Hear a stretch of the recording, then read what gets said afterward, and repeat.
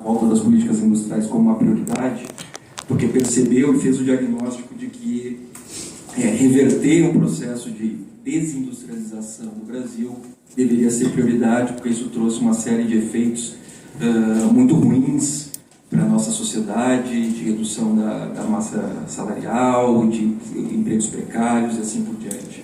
E que só a volta da indústria, né, uma indústria forte, robusta, competitiva, poderia colocar o Brasil de novo no processo de desenvolvimento. Então, uma das primeiras ações que foram tomadas foi a volta do Conselho Nacional de Desenvolvimento Industrial, a reativação desse conselho. Esse conselho, a última vez que ele se reuniu tinha sido, se eu não me engano, em 2014.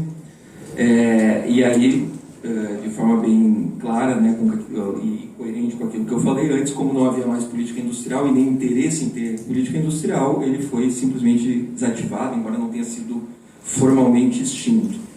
Então, o governo já estabeleceu de cara a volta dele, e o conselho ele é composto por 20 representantes dos ministérios, né, do governo, mais o presidente do BNDES, mais 21 membros da sociedade civil, justamente para elaborar e articular essa política industrial. Então, já de cara eu digo, né, eu sempre falo isso, essa não é uma política industrial do Estado brasileiro, é uma política industrial da sociedade brasileira. Ela foi articulada dessa forma, ela contou com a participação de representantes significativos aí do setor privado, né, de representantes de entidades setoriais, também do trabalho, né, da mão de obra. Então, a gente tem aí um conselho que está alinhado a uma diretriz básica do governo, que é de trazer justamente esse processo participativo de construção da política pública, né? E isso traz, obviamente, também responsabilidades que não são apenas para o governo, né?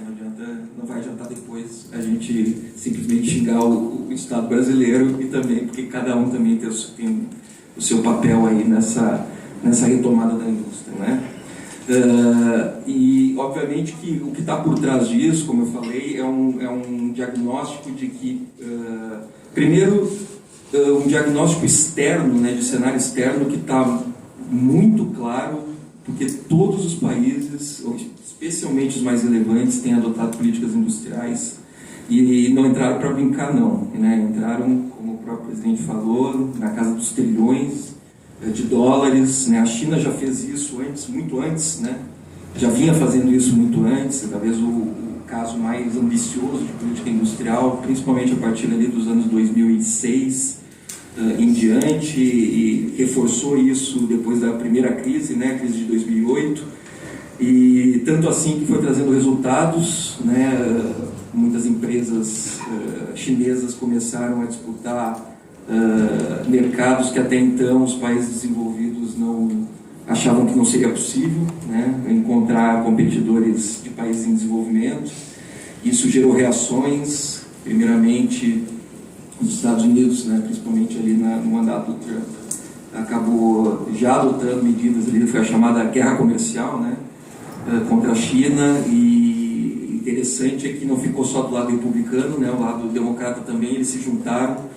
E, na verdade, o que a gente tem ali é praticamente um consenso de que é necessário fazer algo para, digamos assim, para competir, né, com os chineses, do ponto de vista especialmente industrial, e é o que está acontecendo, né? Então, todas as medidas aí têm sido apoiadas, essas medidas mais fortes de política industrial, na casa dos trilhões, têm sido apoiadas nos dois lados, né, da política americana, né?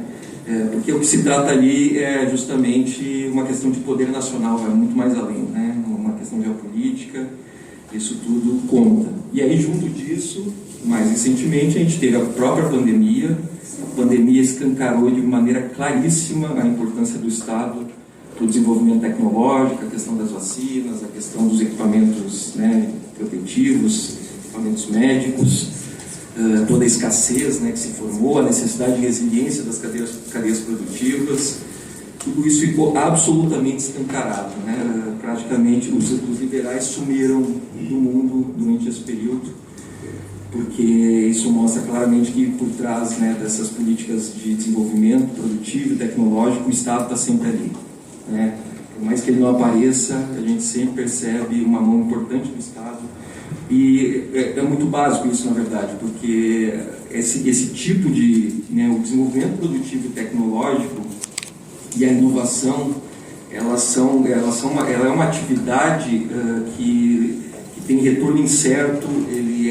Normalmente ele exige um capital muito elevado de cara já para esse tipo de desenvolvimento, e eles são demorados, né? Eles não simplesmente, a pessoa não enriquece na semana seguinte, tem que ter muita paciência.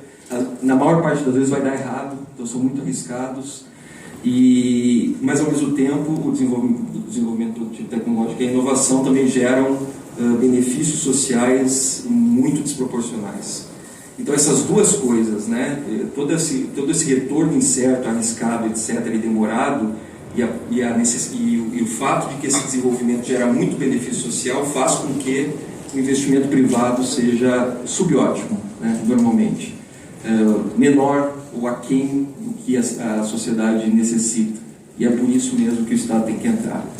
Então isso fica muito claro também, que com toda essa discussão, é interessante isso, né? Toda essa discussão geopolítica e tal, e a volta das políticas industriais dos países desenvolvidos, também a academia, né, as universidades começaram a se atualizar e utilizar instrumentos mais modernos para avaliar a política industrial, porque antes havia quase um consenso na academia de que política industrial não funcionava, que era melhor não fazer nada, etc.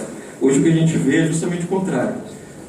Os artigos que saem com os instrumentos mais modernos de avaliação de políticas que existem, né, de artigos científicos, mostram que há casos claríssimos de políticas industriais que realmente transformaram a sociedade nos mais variados países, né? Então, é um momento interessante que a gente vê cada vez mais, até mesmo na academia, nos países desenvolvidos, um certo consenso de que políticas industriais não só podem funcionar, como funcionam, e como, mais do que isso, elas geralmente são transformadoras, né? Elas são realmente ambiciosas, é importante isso, tem que ser ambicioso.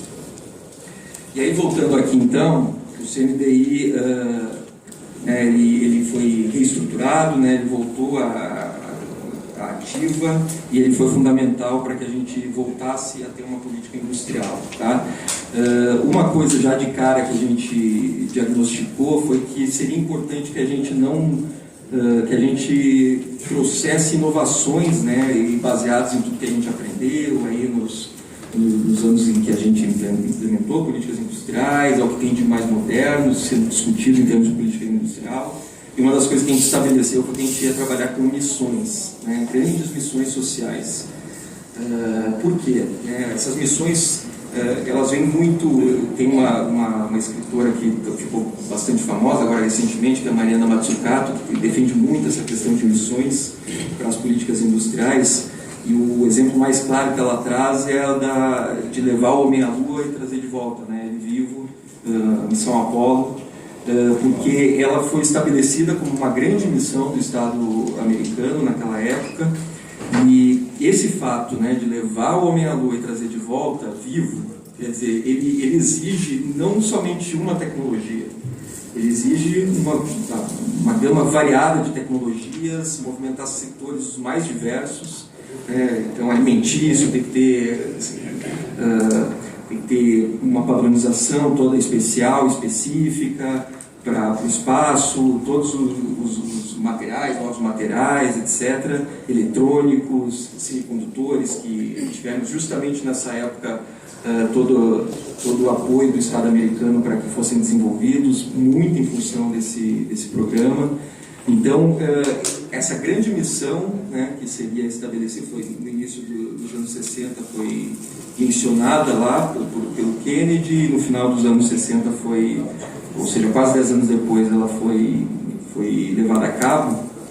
Ela teve esse objetivo, né, de justamente mobilizar vários segmentos produtivos em torno de um objetivo que na época era um objetivo ele não era um objetivo social como o que a gente está trabalhando aqui, né? Era um objetivo era um grande desafio tecnológico.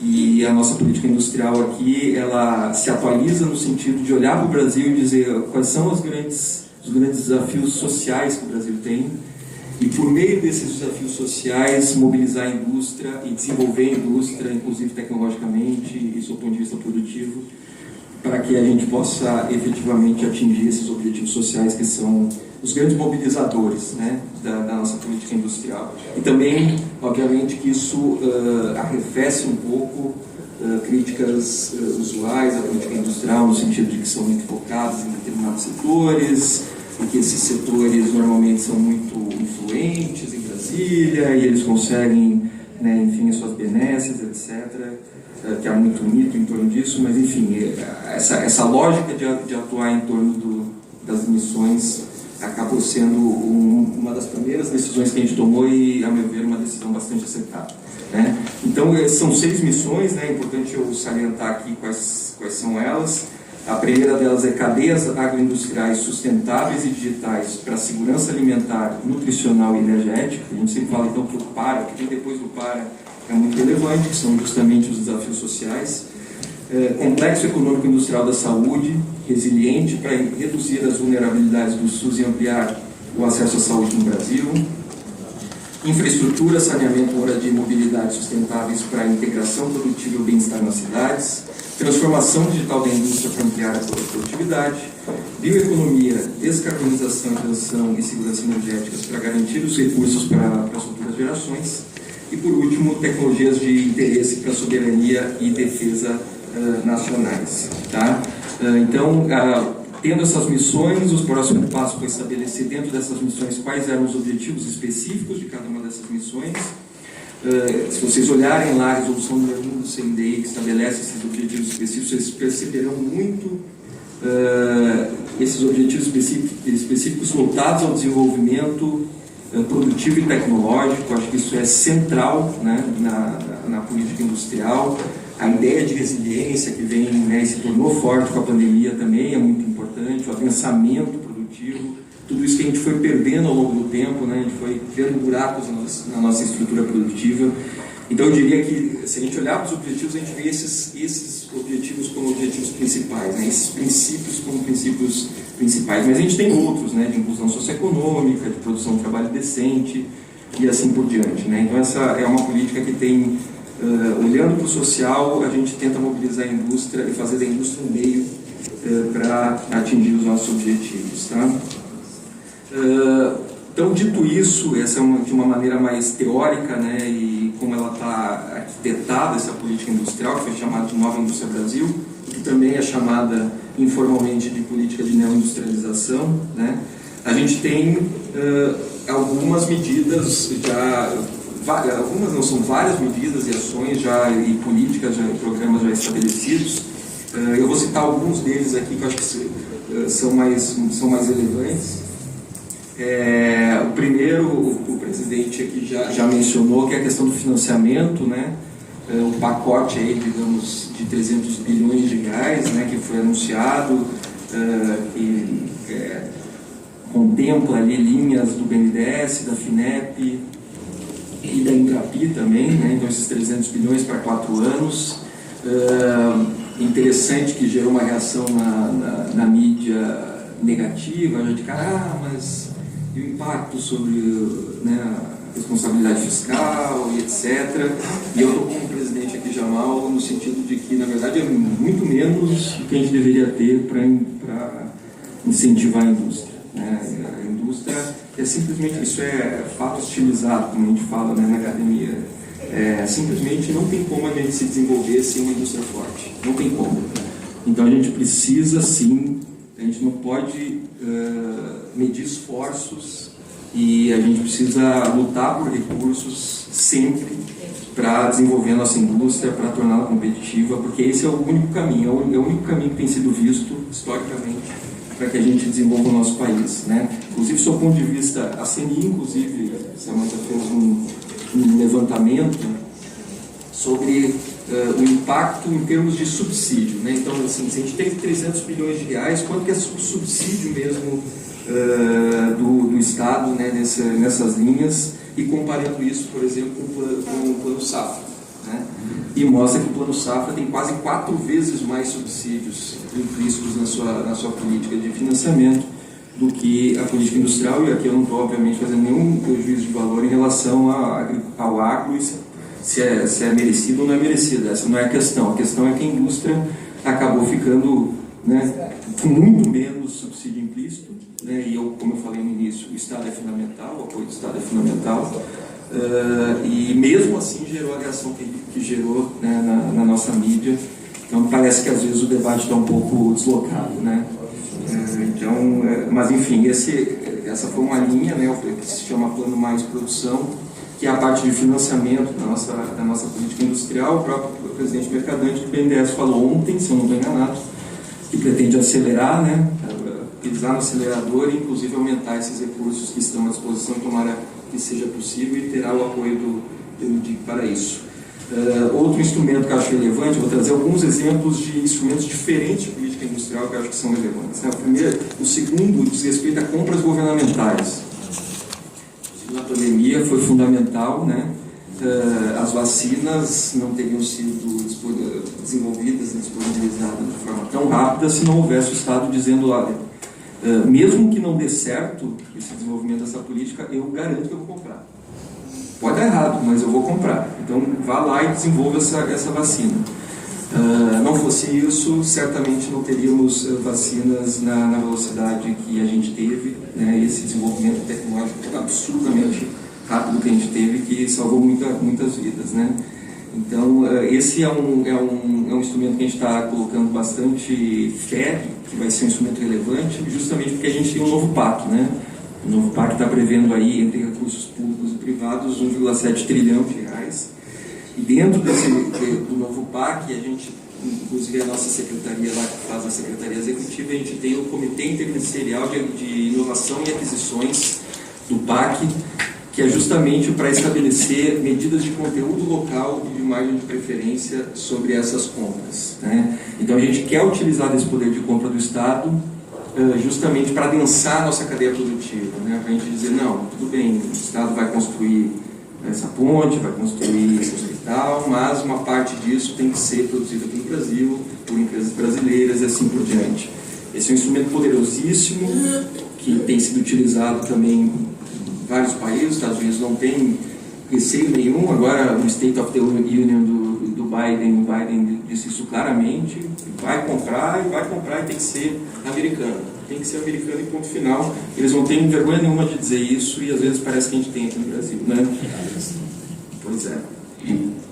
Então, esse é um outro instrumento relevante. Um terceiro, que eu acho que também pode ser de bastante interesse de todos vocês, é justamente o Brasil Mais Produtivo. É um programa que já tem algum histórico, né, dentro do Estado brasileiro, já passou por mais de um governo, e é um programa que tem sido muito elogiado pelos efeitos dele, né, efeitos positivos que ele tem gerado, e ele é focado em pequenas e médias empresas, e ele hoje, do jeito que ele está desenhado, ele está preocupado com toda a escalada de aumento da produtividade da empresa, né, no sentido de que ele começa lá de forma muito incipiente, fazendo lá um diagnóstico das necessidades em termos de gestão mesmo, gestão de produção, de lean manufacturing nas empresas, e aí ele vai passando por uma fase um pouco mais avançada de maturidade digital, ajuda a fazer um diagnóstico, ajuda a fazer um plano de adoção de tecnologias digitais,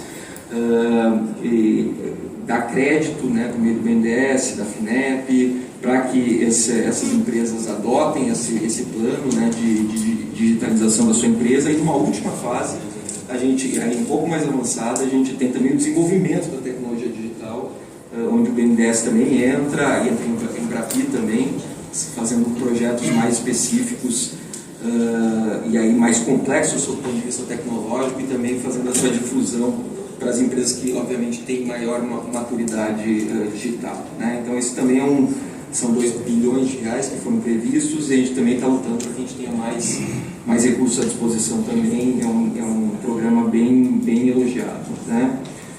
Mais 2 que eu gostaria de citar, inclusive senão meu chefe vai me xingar depois, né? Um deles é o Mover, né, que é o programa aí voltado justamente para a questão da indústria automobilística, né? Eu acho que com um desenho mais moderno, pensando justamente na questão da sustentabilidade, né, e muito atento à questão da mudança de paradigma tecnológico. Afinal de contas, hoje a gente está vendo a passos largos uma mudança de rota tecnológica no sentido dos híbridos, dos elétricos, ou mesmo dos biocombustíveis, onde o Brasil inclusive é muito forte. E esse programa ele tem aí como um pilar justamente incentivar as empresas a produzirem, primeiro produzirem no Brasil, né, e que produzam também nessas rotas tecnológicas mais verdes, né. Então ele tem vários mecanismos ali, que inclusive regulatórios, mas também de crédito financeiro, que ajudam as empresas a tomar uma decisão no sentido de novas fontes de energia, etc. E é o que a gente tem visto, foram mais de 100 bilhões, presidente, que já foram anunciados, 107 bilhões até a última conta que eu tinha. Então a gente está considerando que já foi um grande sucesso, né, e todas elas no sentido mesmo no sentido do programa Mover, que é justamente essa questão da sustentabilidade, né. E por último, agora também aprovado ontem até na Câmara dos Deputados, a MP da depreciação acelerada, também um instrumento muito tradicional no mundo todo, mas que no Brasil a gente não vinha utilizando, que é a antecipação aí dos abatimentos, né, fiscais referentes à aquisição de máquinas e equipamentos. Então aquilo que era feito em 15, 20, 25 anos, hoje pode ser feito em 2 anos, né, esse abatimento, dá um alívio ali de fluxo de caixa para as empresas e, consequentemente, é o que a gente queria muito, era modernizar nosso parque industrial, né, fazer com que a gente aumente a produtividade pela aquisição aí de máquinas e equipamentos mais modernas, digitais e mais produtivas, tá?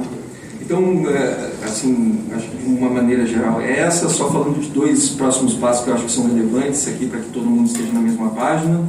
No dia 22 de janeiro a gente fez o lançamento da política industrial e uma decisão que a gente ficou para tomar ainda e validar foi as metas aspiracionais. Então, como eu falei, a gente está trabalhando com missões e dentro de cada uma dessas missões a gente quer colocar metas que sejam aspiracionais, no sentido, olha, justamente de tentar mobilizar os atores, né? A gente quer que elas sejam ambiciosas e que apontem o caminho. Olha, gente, todos os atores aí tenham ciência de que a gente quer chegar lá.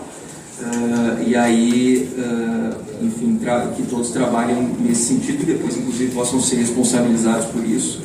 E é isso que a gente está finalizando agora, né, essa validação dessas metas aspiracionais. E um outro aspecto que está sendo trazido, inclusive em parceria aí com a CNI, com a BDI, né, meus colegas, é justamente, nós temos as suas missões, mas também a gente quer dar um foco direcionado para alguns nichos industriais que são considerados prioritários. E nesses casos a gente tenta trabalhar junto com as empresas para desenvolvê-las, torná-las competitivas e buscar o mercado internacional, né? Então a gente está nesse momento também trabalhando num desenho para definir esses nichos industriais prioritários e também uma governança para que a gente possa atacar esses nichos industriais prioritários e tornar as nossas empresas brasileiras capazes de se desenvolver e de conquistar o mercado internacional, que no final das contas é o que faz com que a gente se torne uma sociedade mais desenvolvida, com salários mais altos, com empregos mais dignos e decentes. Então é esse o caminho que a gente está adotando. Obrigado.